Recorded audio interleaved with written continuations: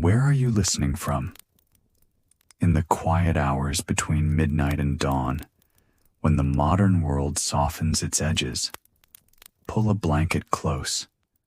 Let the blue light fade. We're traveling backwards tonight, not through pages of history, but through layers of bone and breath, back to when humans first learned to dream while awake. This is not just another documentary about cavemen with clubs. This is an exploration of consciousness itself, how the human mind bloomed in the ice, how stories were born in the shadow of glaciers, and how art emerged not from leisure, but from a desperate need to make sense of being alive.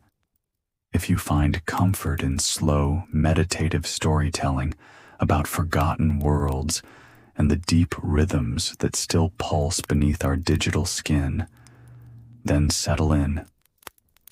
Tonight, we walk with the dreamers who painted by firelight and carved meaning from mammoth bone. 35,000 years before anyone thought to build a city, before the first king claimed the first throne, before the word civilization existed in any language, something extraordinary was happening in the caves and camps of early humans. They were becoming us, not through technology or agriculture, but through the revolutionary act of thinking in symbols. You wake not to an alarm, but to the prehistoric silence that settles between heartbeats. The air tastes of snow and smoke. Around you, the Swabian Jura rises like the backbone of a sleeping giant, and in its limestone belly, something unprecedented is taking shape. This is southern Germany, 40,000 years ago. The Ice Age has the world in its grip, but here, in caves that will someday be called Hohlefels and Vogelherd, human hands are busy with revolution. Not the revolution of agriculture or metallurgy, those are still millennia away, but the revolution of imagination made manifest. In your hands, if you were there, if you were them, would be a piece of mammoth ivory, warm from hours of patient carving. Your fingers, guided by something deeper than technique, shape the curve of a horse's neck, the arch of a lion's spine, the impossible grace of a water bird caught mid-dive. These are not toys. They are not decorations. They are thoughts given form, dreams made tangible. Each figure, no larger than your palm, represents hours of meticulous work by flickering lamplight. The carver had to hold the entire animal in their mind, not just its appearance, but its essence, its movement, its spirit. At Hohlefels, archaeologists found what may be humanity's oldest Venus figurine, carved from mammoth ivory with an attention to feminine form that speaks of reverence, mystery, or both. The figure has no head, or rather, where the head should be is a carefully carved loop, as if the sculpture was meant to be worn, to be carried close to the body. What did it mean to them? This faceless woman carved in eternal curves. Was she goddess, ancestor, or talisman? We cannot know. But we know this. Someone sat by firelight and saw in a piece of ivory not just material, but possibility. They saw story waiting to be released. Listen. In the archaeological silence of Geisenklosterle Cave, something breaks the quiet. Not the wind through limestone, not the drip of ancient water, but music. The world's oldest music, carved from the wing bone of a griffin vulture. 40,000 years ago, human hands shaped this bone into something that had never existed before.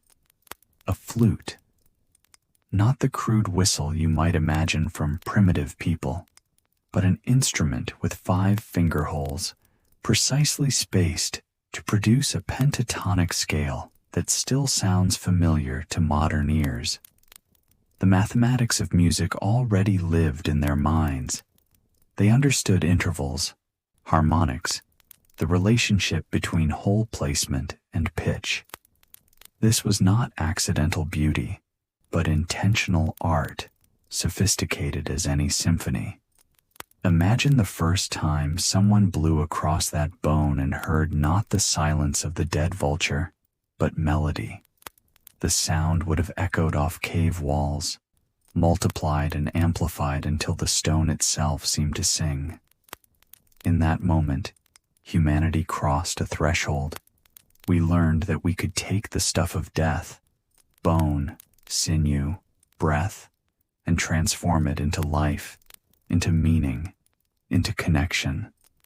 Other flutes from the same period tell similar stories.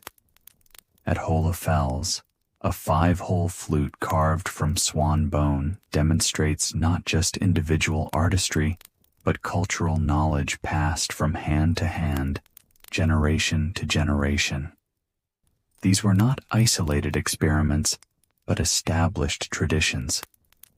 The sound of these instruments would have carried across valleys, through forests, over frozen rivers. They were communication devices, yes, but more than that, they were proof that humans had learned to externalize their inner worlds, to make the invisible audible. The art of the Upper Paleolithic is overwhelmingly about animals, not humans, not landscapes, not abstract patterns, but creatures. Horses and mammoths, lions and bears, reindeer and bison.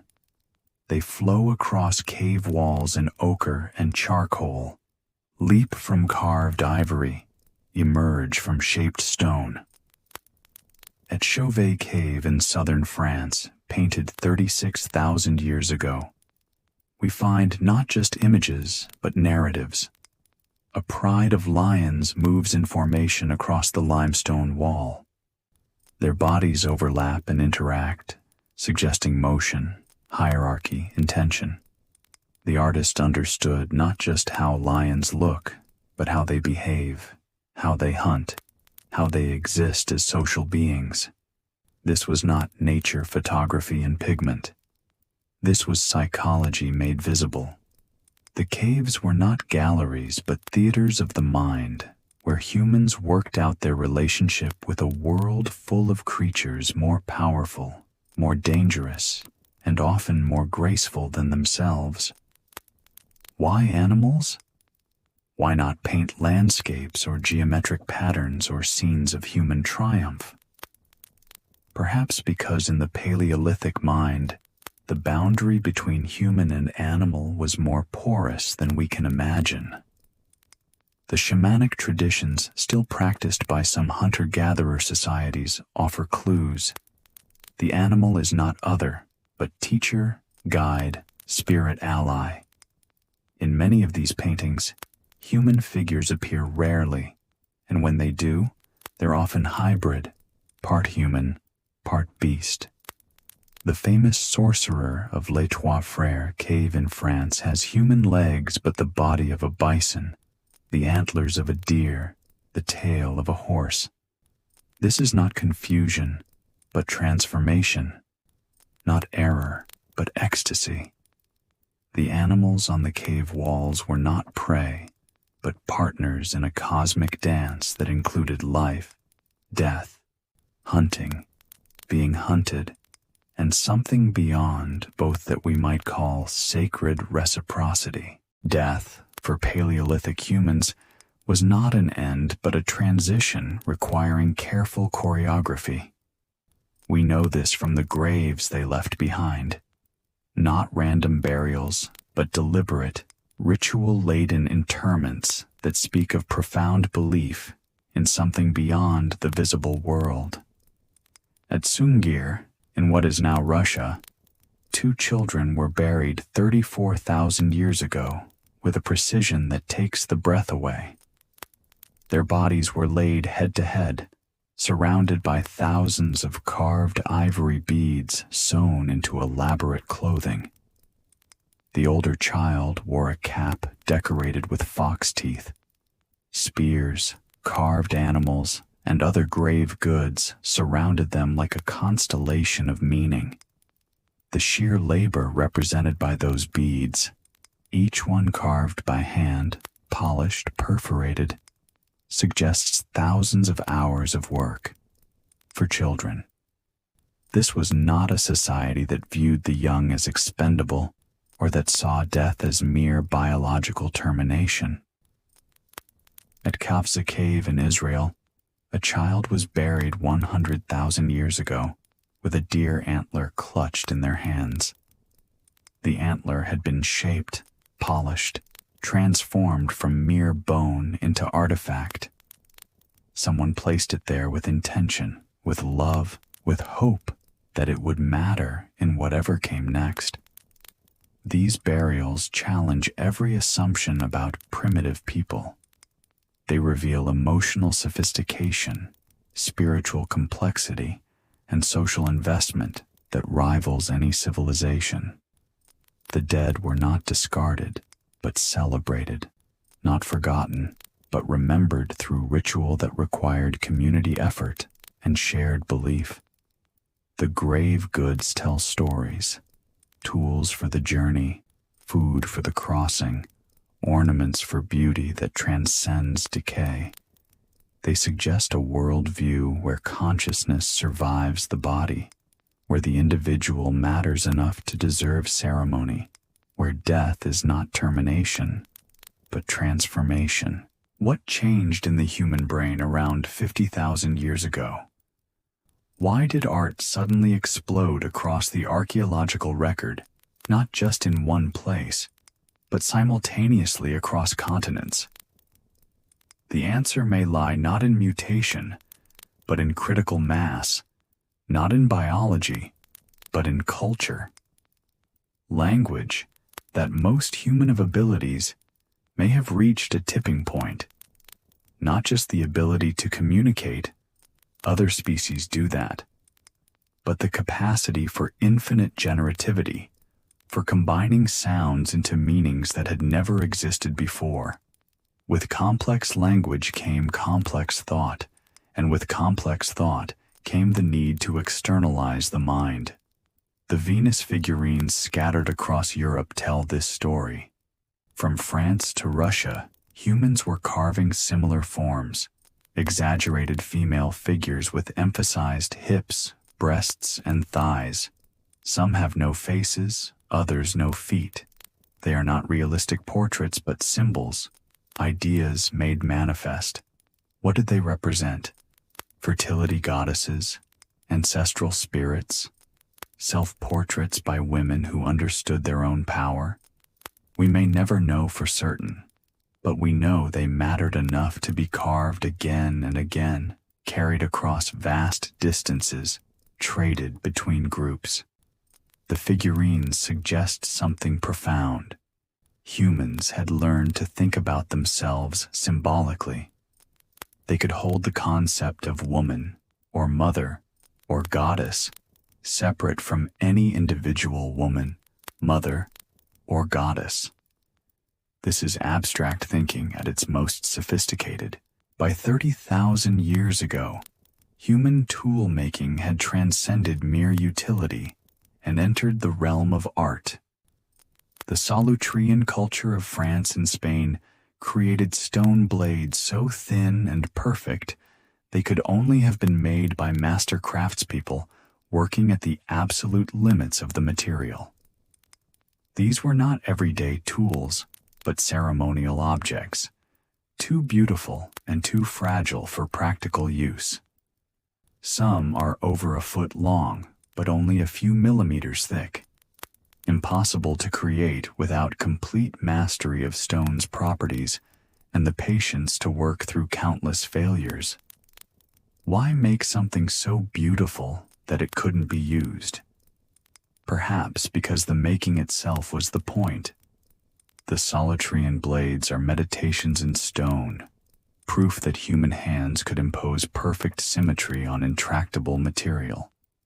They are arguments for the existence of beauty made by people who had no word for art, but who understood its necessity.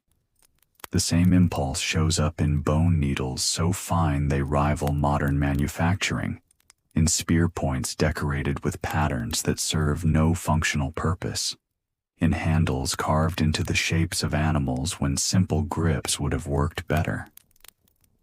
These elaborations tell us something crucial about the Paleolithic mind. It was not satisfied with mere survival. Even in an ice age, even while dodging cave lions and hunting mammoth, humans felt compelled to make things beautiful. The aesthetic impulse appears to be as fundamental as hunger or fear. Deep beneath the earth, in chambers accessible only through narrow passages that require crawling on hands and knees, Upper Paleolithic artists created humanity's first cathedrals, not cathedrals of stone and timber, but of imagination and pigment, darkness and flame. Lascaux, painted 17,000 years ago, contains over 600 animals spread across walls and ceilings in a display of artistic mastery that leaves modern viewers speechless. The Great Hall of Bulls features aurochs painted so large they dominate the space like giants, their bodies flowing with the natural curves of the limestone. But this was not idle decoration. The deepest chambers of Lascaux, those requiring the most dangerous journeys into the earth's belly, contain the most mysterious images. A man with a bird's head lies before a wounded bison. A rhinoceros walks away from the scene. The meaning escapes us, but the intention is unmistakable. This was story, myth, sacred narrative painted in the most hidden places on earth. The journey to these chambers would have been terrifying. No electric lights, no paved paths, no safety equipment. Only flickering animal fat lamps casting wild shadows on rough stone. The artists who painted in these depths were either incredibly brave or incredibly driven, or both. Some researchers suggest the caves were used for initiation ceremonies, places where young people were brought to confront fear, beauty, and meaning simultaneously. Others see evidence of shamanic trances, altered states of consciousness induced by sensory deprivation and the otherworldly atmosphere of the deep caves. What did it mean to be human 30,000 years ago? Not biologically, their brains were identical to ours, but existentially, philosophically, spiritually. The art they left behind suggests minds grappling with the same questions that occupy us today. Who are we? Why are we here? What happens when we die? The hybrid figures in cave art, human-animal combinations that appear across continents, suggest a fluid understanding of identity. Perhaps they didn't see themselves as separate from nature, but as part of a larger web of being where boundaries between species, between life and death, between material and spiritual, were permeable. The recurring motifs in their art tell stories about stories themselves. The hand stencils found in caves around the world, simple outlines created by blowing pigment around a hand pressed to the wall, are among the most moving artifacts in human history. They say, simply and powerfully, I was here. I existed. Remember me. These were not savage minds, but sophisticated ones, capable of symbolic thought, abstract reasoning, and emotional depth that rivals our own.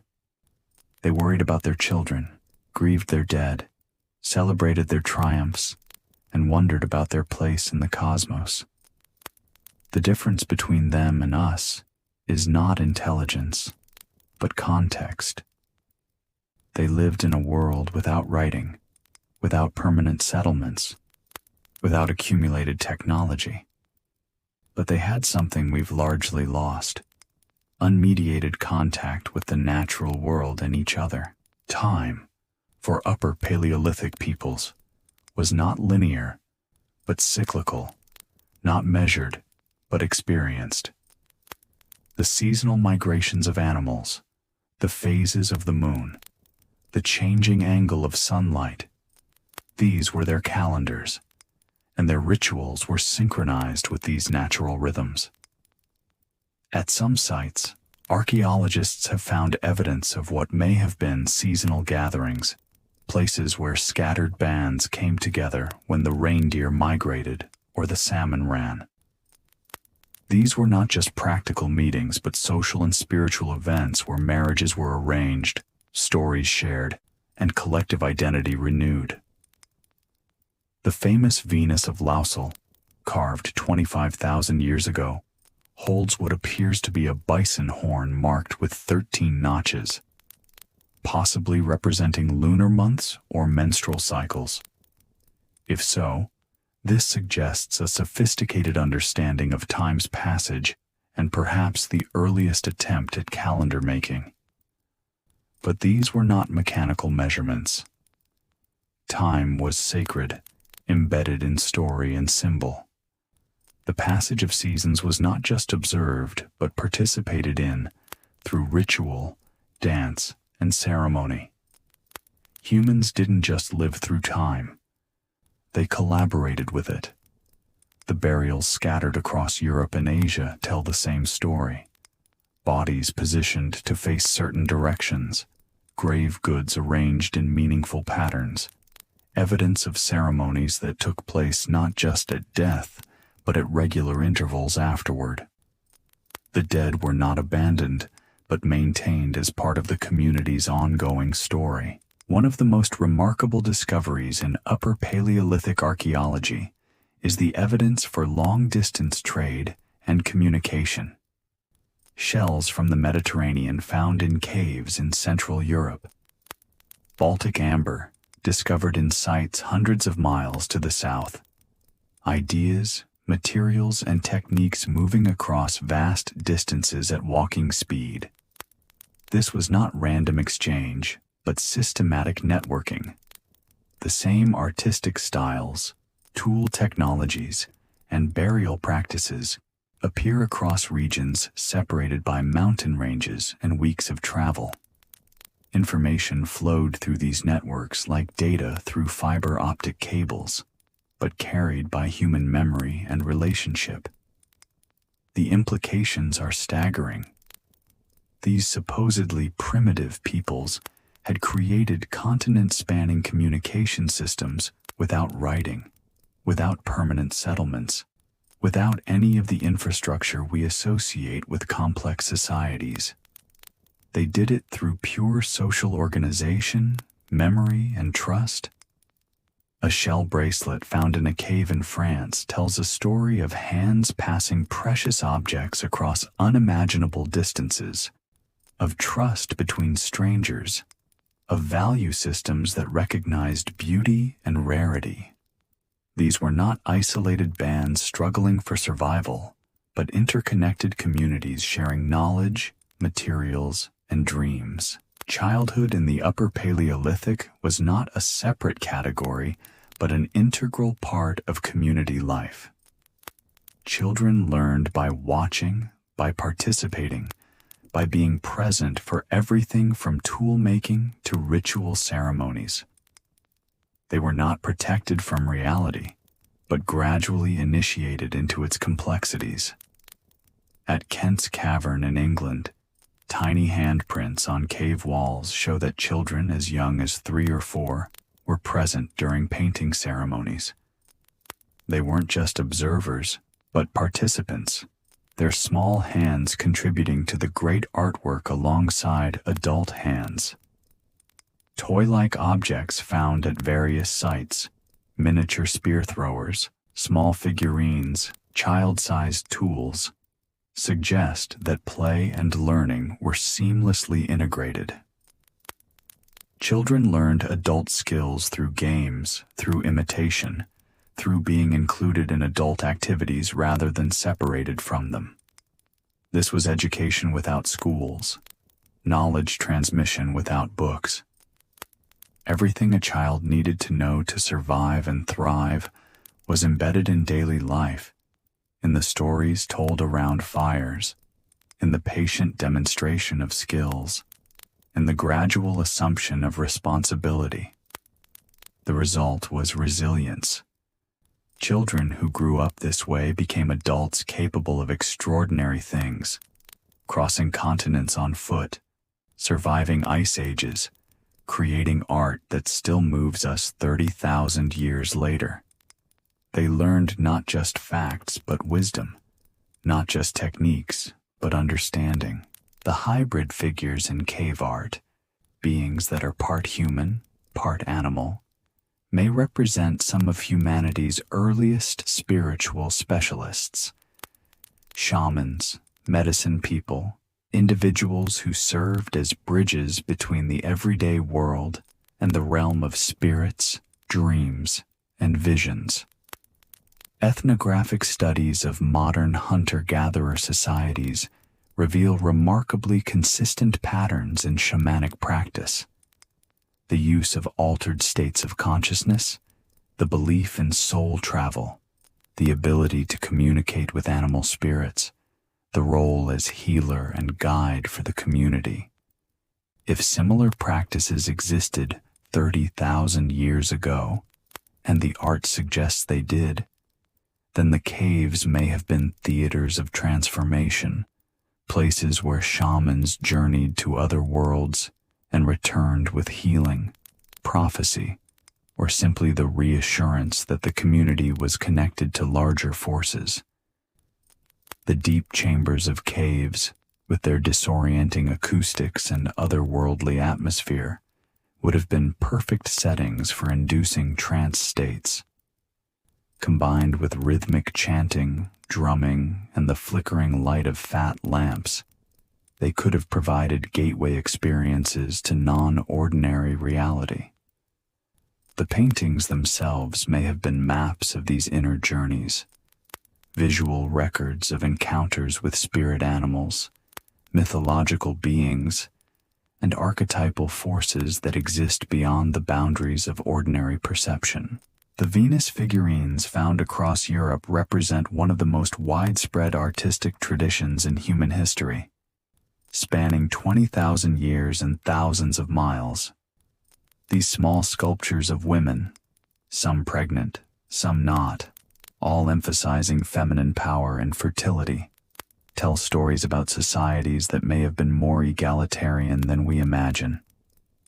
Unlike the male-dominated art of later civilizations, Upper Paleolithic art gives women prominent, positive representation. The Venus figures are not sexualized objects, but powerful symbols, possibly representing goddesses, ancestors, or idealized femininity. Some researchers suggest that Upper Paleolithic societies may have been matrilineal, or at least gender-balanced, with women holding important roles as spiritual leaders, knowledge keepers, and decision-makers. The prominence of female imagery in the art supports this interpretation. The figurines also tell practical stories. Many show detailed knowledge of female anatomy, pregnancy, and childbirth. They may have been teaching tools, ritual objects used in ceremonies related to fertility and birth, or simply celebrations of the feminine principle that ensures the continuation of life. In a world without writing, where cultural knowledge was transmitted through story and symbol, these figurines served as anchors for complex beliefs about femininity, creativity, and the mysterious processes that bring new life into being.